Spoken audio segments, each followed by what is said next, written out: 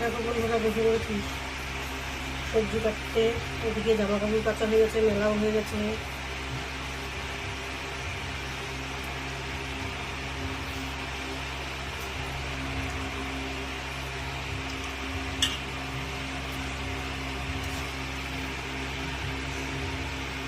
পেঁয়াজ দেবো মাছের।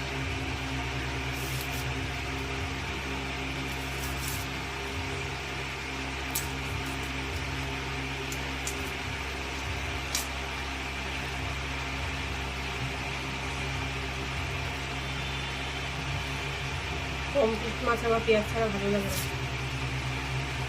সামুদ্রিক মাছ তো, সমুদ্রের মাছ আবার পেঁয়াজ না দিলে কেমন যেন লাগে।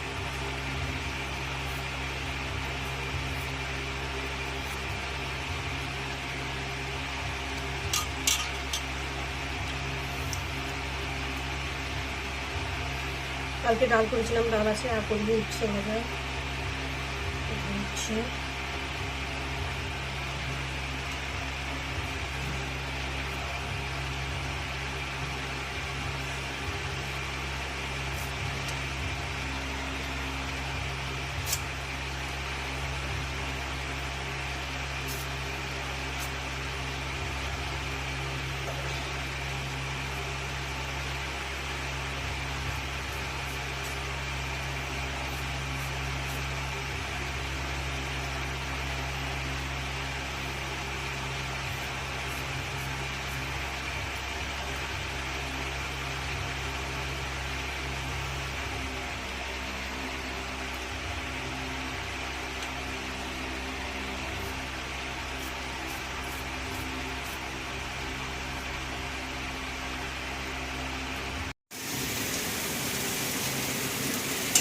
দেখো বন্ধুরা, কাটা হয়ে গেছে। আজকে রান্নার বেশি চাপ নেই, ওনারা কাটছিল। রান্নার চাপ ছিল তবে কিছু কাছাকাছি মেলা অনেক টাইম লাগে।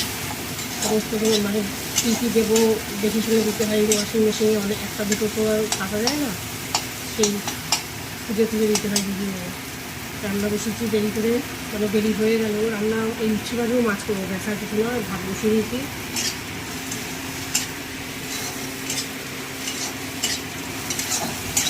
শুধু কাটাকুচি না, আবার ওদিকে গাছ লাগালাম। আবার একজন আমার পাশের বাড়ির একজন এসেছিলো, সে আবার গাছ দিয়ে গেল, সেও লাগিয়েছে। সে আর আমি দুদিন মিলে লাগালাম ফুল গাছ।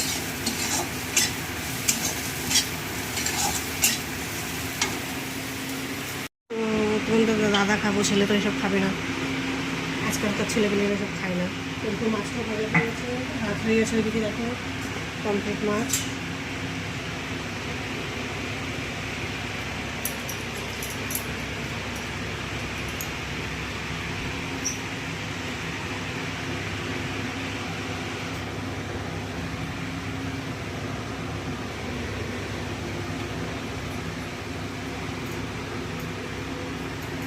আলুগুলো ভাজবো, পেঁয়াজ দেবো, পেঁয়াজটাও ভুজে নিয়েছি।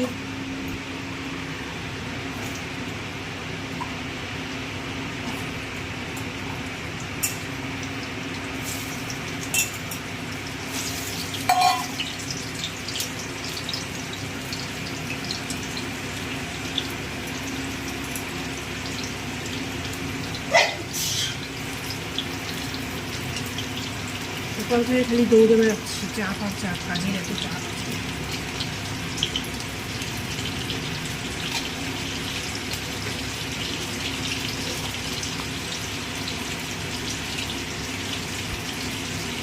আর গরম, একবার দেখো রোদ উঠেছে কি। জামা কাপড় দেখেছি একদিকে ভালোই হয়েছে, শুকিয়ে গেছে সব। মাঝে মাঝে আবার মেঘলাও করছিল, আর আজকে প্রচুর রোদের তাপ।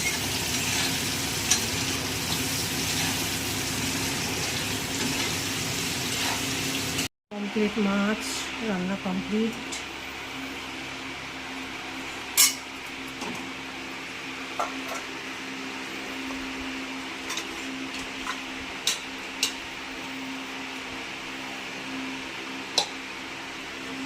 একটু ঝোল ঝোল রেখেছি, ঝোলটা পরে টেনে যাবে, শুকিয়ে যাবে এগুলো। ধনে পাতা এনেছিল, কিন্তু ধনে পাতায় জল দেওয়া ছিল, ধনে পাতা নষ্ট হয়ে গেছে।